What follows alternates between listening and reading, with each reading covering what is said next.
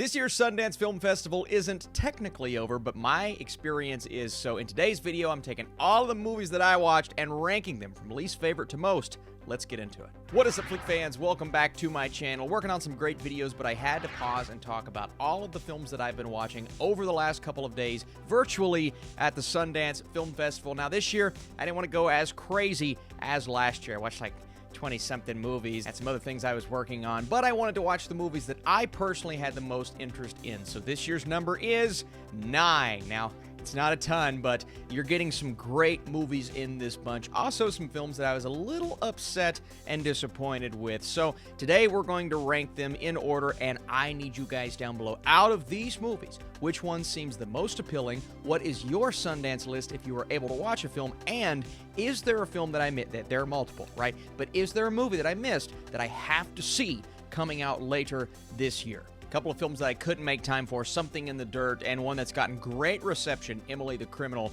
I can't wait to see those when they come out. But right now, let's get into my least favorite, number 9, and that is When You Finish Saving the World, directed by Jesse Eisenberg. Evelyn and her son Ziggy seek out replacements for each other. As Evelyn tries to parent an unassuming teenager at her shelter, Ziggy fumbles through his pursuit of a brilliant young woman at school. This film stars Finn Wolfhard, Billy Burke, Julianne Moore, amongst others, and this was honestly my most anticipated from the festival. So the fact that it's at the bottom is extremely disappointing. And it isn't that this movie is terrible, but it's absolutely the one from this fest that I just could not fully embrace as an experience. And I'm going to try to veer around as many details as possible because these are movies you kind of have to go in fresh on. But I look at the cast, they're really good. Finn Wolfhard is great as this extremely awkward character who performs music to a bunch of people that pay him and tip him. It's got like a little TikTok, Twitch vibe going on, but his music is not very good. He's completely unaware of that. His mother, played by Julianne Moore, is not very happy with the way that her son is treating her and just the way that he's progressing in general. There has been a distance between them that is slowly growing and has been growing over time, and the movie does a nice job at displaying that. Eisenberg's visual style is solid enough. I like the look of the movie. By the way, this is an A24 movie, so my disappointment is even more disappointing because of that. But the big issue with this movie is, one, the pacing feels extremely off at times, and two, as good as some of the progression is between the two characters, Moore's Evelyn finds this younger boy around the same age as her son that almost becomes like this replacement figure in her life, but that relationship between the two, it was too much for me. Again, Moore is doing a great job, but the pursuit and the way she goes about it and kind of the sporadic nature of it, I wasn't on board with that. And then the way it all culminates at the end. Out of all the movies that I saw at this festival, this has to be the most disappointing ending because the film just ends without truly tying up these loose ends in a satisfying way. And I felt a couple of things coming, like, oh, they could solve it by this. And we do get one conversation that serves significance at the end of the movie, but I just found it to be flat in its entirety. And even the good elements of this movie, well, the way that it progresses and caps off, I'm like, yeah, it wasn't really worth the experience. And it's actually the one that my wife watched with me as well, so she was kind of upset with me. But overall, I found this film to be extremely disappointing, not without its positive elements, but the worst of the films that I saw. The next movie on our list is Watcher, directed by Chloe Okuno. Julia uproots her life to accompany her husband to another country for his high-pressure job. Alone all day and increasingly at night, Julia becomes obsessed with a shadowy figure that stares at her from the block opposite. And what begins as a mild curiosity turns sinister when she finds out that a sadistic murderer nicknamed the Spider has been stalking women in that area. This is one of those movies that had me super excited just based off of the premise. Our director played a part in the VHS film that came out last year, and I found her portion of the movie to be one of the most compelling aspects. And then you combine that with this slow-moving and methodically creepy and almost a film that has you on the edge of your seat without really doing anything intense, because we're learning more about who she is, what her relationships like that she's forming, because we are, of course, in a new area, but also that slow and subtle story point that comes in saying, oh, it's actually not just I'm being watched from another building, it is I'm being watched and there's a murderer on the loose. So I found that to be really compelling, and honestly, the first third of the film, while slow, did a great job of building up these elements. My biggest flaw with the movie more so comes when we start to get these resolutions and just the amount of time that we spent on that build-up. It's not that they spend 20 minutes to get everything going. They spend around 45 to 50 minutes getting everything going, and that became just a bit repetitive. We're kind of getting the same scenes over and over, learning more about the characters, so I don't necessarily fault the dialogue and those types of things as much. And the performances, for Maika Monroe specifically, she's great in the film as our lead, and I want to see her in more as a lead. She has that it factor. Even if she didn't fully explore that here, she's great. But then we get the climax of the movie, and the climax, and I don't even want to start to hint on what that is in this film, it was very underwhelming, to the point to where it almost took away everything else that the movie was doing. Now, this one, for me, while disappointing, wasn't fully a misfire. There are a lot of good elements. The haunting score, the way that everything progresses, and really the build-up, even though it's prolonged, for the most part, it's quite well done.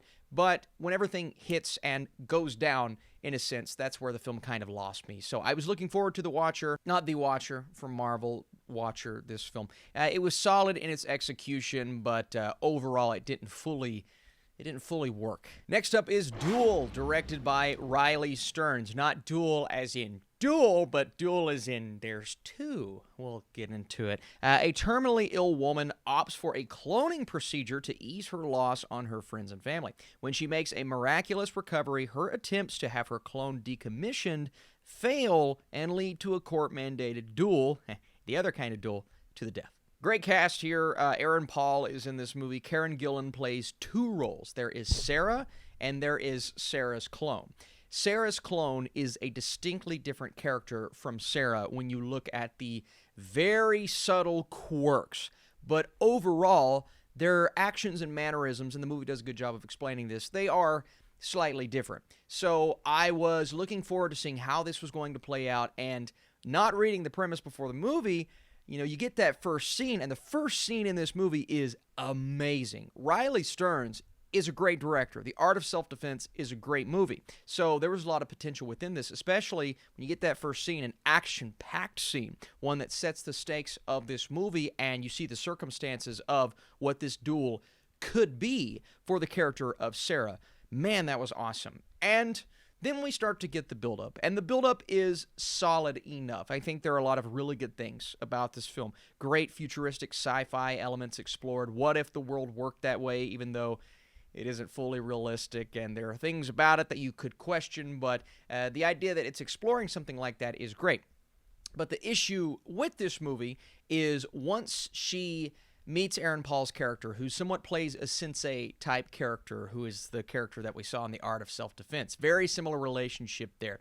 Then we start to retread on the same old things, and it's that formula of we're going to build her up in a way that isn't fully exploring what she could have been otherwise, and I wasn't entirely on board with that. That's not to say there aren't some great moments within the dialogue, and it's not to say Karen Gillan isn't crushing her role. She's incredible. But it doesn't really go, and it's kind of the theme with some of these movies from Sundance this year. They didn't fully go to a place where they could have went to make for we'll say an experience that I would fully recommend to someone, because again, a lackluster third act. The way this movie ended, I wasn't just disappointed. I'm like, I was enjoying moments from that journey, and I liked that, but after that incredible introduction, you're going to give us this as an ending? And understandably so, there is some realism to it, but as someone watching this movie and feeling that intensity as it was going, and then to end it off in that way, it's just another movie I was disappointed with at the end of the day, because the third act as a whole, the slower progression, and then the climax, there was none with this film. So Disappointed, but Riley Stearns is a great director. Next up, You Won't Be Alone, directed by Goran Stolevsky. In an isolated mountain village in the 19th century, a young feral witch accidentally kills a peasant. She assumes the peasant's shape to see what life is like in her skin, igniting a deep-seated curiosity to experience life inside the bodies of others. Sarah Klimovska, Alice Englert, Noomi Rapace is in this film, which is pretty cool. Man, this is a crazy, crazy story.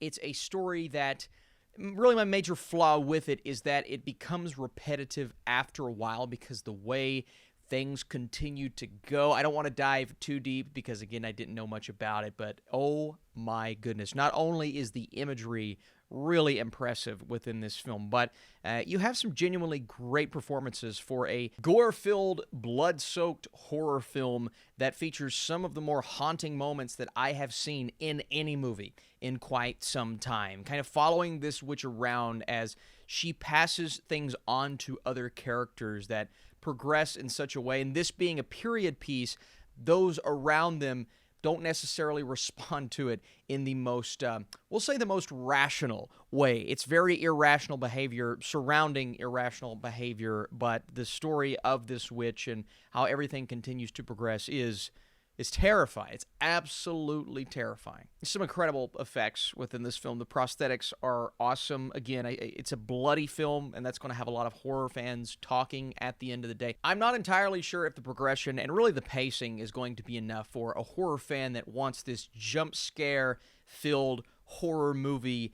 I believe this is Bleecker, but there's a studio behind us. It felt like an A24 movie.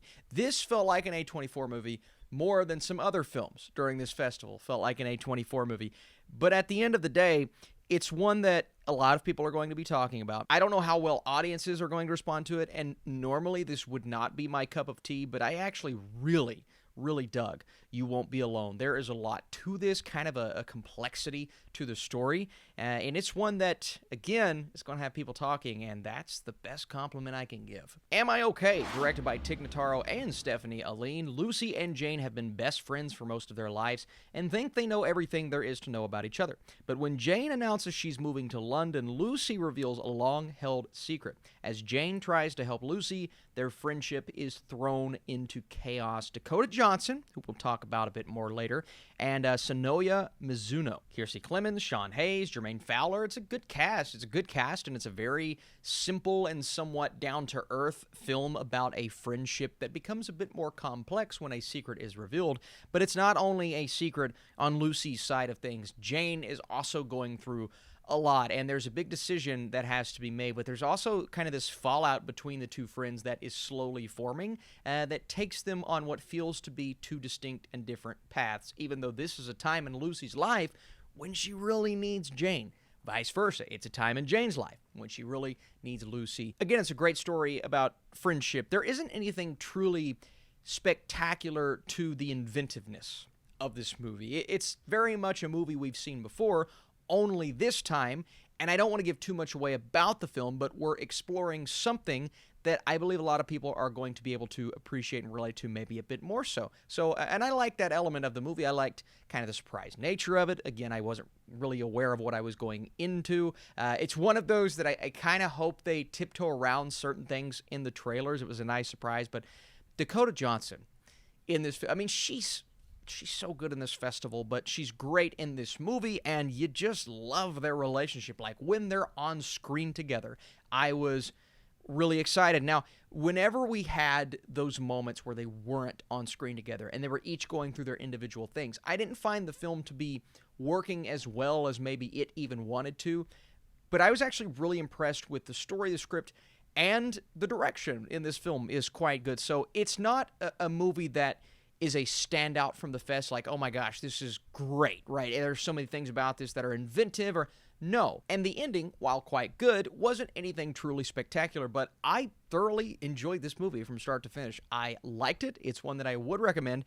and it's one that I think any studio is going to be lucky to be able to pick up. So Am I Okay is a recommendation from me. 892. This film is directed by Abby Damaris Corbin. When Brian Brown Easley's disability check fails to materialize from veteran affairs. He finds himself on the brink of homelessness and breaking his daughter's heart. No other option. So he walks into a Wells Fargo bank and says, I've got a bomb. Connie Britton, who I wish we would have seen more of, Nicole Berari, Michael Kenneth Williams in one of his final performances, my goodness, and John Boyega. While the film itself does lose a bit of steam eventually because we are kind of secluded to this one location, we get flashbacks, we learn why he was doing this in the first place in a way that is creative, and I liked that. I feel like during moments of the movie, I'm enjoying learning more about him than I am actually being in the moment of him in this bank with a bomb and there's people in the building. Okay, that was terrifying, but he's trying to draw attention to himself. That's kind of his goal here because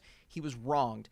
Something that happened in his past is slowly, tearing him apart from the inside out. But back to John Boyega. He is amazing in this movie. I didn't know he had it in him. I knew that there were a lot of great things about his performances, very few performances we've seen in the past, but I did not know he had this in him, and I think there should be more people talking and raving about his performance here. Boyega gives one of the best performances from the festival. He's incredible. You feel his pain, but you also feel that there's this unstable nature to what he is doing. And then you feel for the people involved. So I'm watching this film like I don't know, exactly what to feel in this moment. It's keeping me on edge. There's some conversations happening that are making me think. There's some things going on that, I feel like, again, maybe lasted too long, and they do kind of prolong this movie for the most part.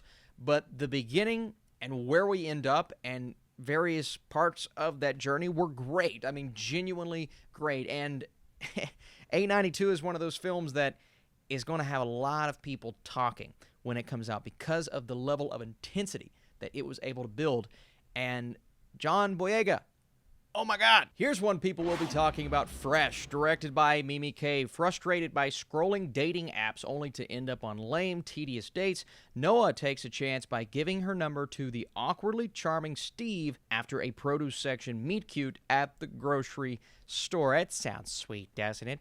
Starring Daisy Edgar Jones, Sebastian Stan, Jonica T. Gibbs. It's a good cast. Sebastian Stan is giving a performance here, and just after reading that premise, you would think, well, it's going to be a sweet film and it's going to be a romantic comedy, but the actual premise on Sundance goes a bit further to talk about the fact that this man, Stan's character, is hiding some very unique appetites, and the way that this movie slowly reveals who he actually is, and even the opening credits coming in, 37 minutes into the movie, I wrote that down, yeah, there's a style here, a style that I really enjoy. Now, my one big criticism of that style is not every camera angle and shot selection was on point for me. They give us some shots, and I thought they felt maybe a bit overly produced, but it has a distinct style, so I appreciate that, right? Because not many movies have that. But it also has one of the craziest progressions I've seen in quite a while. The beginning is great. The first 30 minutes, we're learning who these characters are. I was completely on board.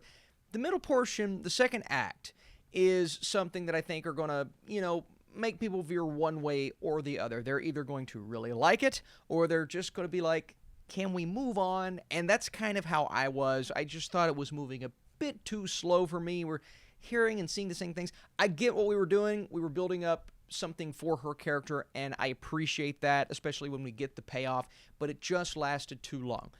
Other than the movie going on a bit too long in the middle, the way that it all ends up was great.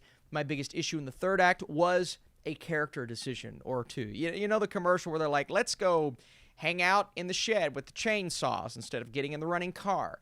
There's a couple things like that in this movie where I'm just like, I could have done without that. I mean, even though it's a thing with the genre, is a little ridiculous in this film, but the charm and the impact and the story, if you like that kind of madness in your movie, and Sebastian freaking Stan, man, playing a character that is so on point for what he's trying to do. The acting is incredible here. The two performances, they keep this movie just firing on all cylinders whenever they're on screen together. So Fresh is a recommendation from me. I believe it's coming to Hulu in a couple of months, so this is one to look out for. At number 2 on this list is After Yang from A24, directed by Kogonada. When his young daughter's beloved companion, an android named Yang, malfunctions, Jake searches for a way to repair him. In the process, Jake discovers the life that has been passing in front of him, reconnecting with his wife and daughter across a distance that he did not know was there. Colin Farrell, Jodie Turner-Smith, the director here. I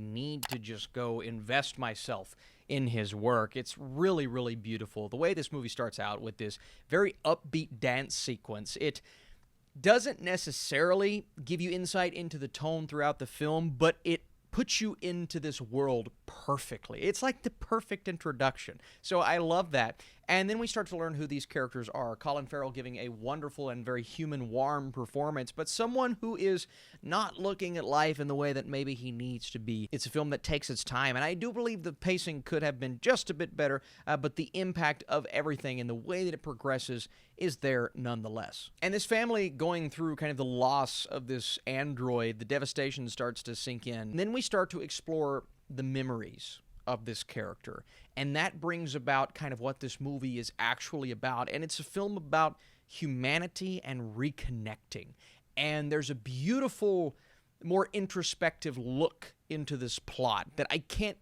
quite get into without you all seeing the film. So once you see it, maybe when this movie releases, it could be one worth doing a spoiler review over. But as we are progressing throughout the film and seeing these relationships and the beautiful progression of all of these things, a couple of other actors come in as we're going through these memories, and they do a wonderful job. You know, it's a film that moves at its own pace, and I don't know if everyone's going to be on board with that. And there isn't anything revolutionary per se. There's not that climactic, crazy scene, but it's just like beautiful sequence after beautiful sequence, and the way that he handles some of these characteristics, the echo that comes from the conversations, and the cinematography, absolutely beautiful. The way that the music weaves in. It's a sci-fi story unlike any other, and a lot of people are saying it's like the next Ex Machina, and I don't know if I can go that far just yet. It is one that will have you thinking, and one that I went back to since watching. So After Yang is a beautiful, beautiful film. This is what I was expecting from A24 at this festival, and this movie is a great example of that. But my number 1 from the festival, absolutely no competition of the ones that I saw, Cha Cha Real Smooth, directed by Cooper Raiff, who brought us Shithouse in 2020, a movie that I thoroughly enjoyed, just not on this level. Fresh out of college, Andrew befriends a local mom, Domino, and her daughter, Lola. He finally discovers a future he wants, even if it might not be his own. It's a great movie showcasing a lot of elements that people will go through, maybe have went through in their early 20s and their 30s, because we're getting 2 different perspectives here. Dakota Johnson, hey, guess what? She's back. She gives her best performance at this festival, but one that is a bit more subdued and subtle than the last film that she was in. This is a character you don't know that much about. You're trying to understand what her intentions are, but then you realize she's just at a place in her life that progresses to this. And then you look at Cooper Raiff's character, and as great as a director and wonderful job directing this movie as he is, oh my God, I want to see this guy on screen more. He has this charm to him. There's this awkwardness to this character that everyone in their early 20s can relate to, but he's going through so many things. He's trying to figure out his place, mostly through his relationships, not just with women, but with his family. And you guys know me. Great brother relationship in this movie. One that, progresses to a place that at times I was a bit frustrated with, because what his character has to go through, he becomes angry and he lashes out. There's a relationship with his mother and his stepdad that goes to a very interesting place, but it is mainly between Dakota Johnson and Cooper Raiff's character and kind of what they're going through, where she is, and the fact that he's trying to figure out what he's going to do with his life. Right now he's going to these bar mitzvahs and he's trying to get everyone to stand up and learn how to party in a way, which is great. But oh my God, what a beautiful, beautiful story. I mean, in every aspect and facet, talking direction and the dialogue and the awkwardness and being able to relate to these characters. Now, maybe if you're a little bit younger, you won't love it as much. Maybe if you're older and you kind of, didn't have to go through something like this. It's all about where you are in your life, and Cha Cha Real Smooth is a film that fully embraces and captures where maybe I'm not now, but where I have been. And I appreciate that. Maybe where I could be. You just don't know when you watch a movie like this. Cha-Cha Real Smooth is everything, and I hope a huge studio platform, whatever, picks this up, because it's going to be, it may just be last year's Coda, very different story, obviously, but it's that type of crowd-pleasing movie. It isn't only crowd-pleasing, it's the best movie I've seen this year. It's only January, yeah, but it could be that way for a while. I love this film. Please watch it. Okay, that's a long one. Thank God I didn't watch more than 9 movies. I could have been here all day. Thank you guys so much for sticking with me. What Sundance movies did you see? Did you not see any Sundance movies? If you didn't, that is absolutely okay. When we learn the release dates for these films, I will try to let you guys know. Keep you updated. Stay tuned to this channel. Hey, if you like this video and you want to drop your thumbs up, that would mean the world to me. It helps out this video and the analytics and YouTube and all of those things. Appreciate you guys big time for watching. Stay tuned. More reviews to come. Bye.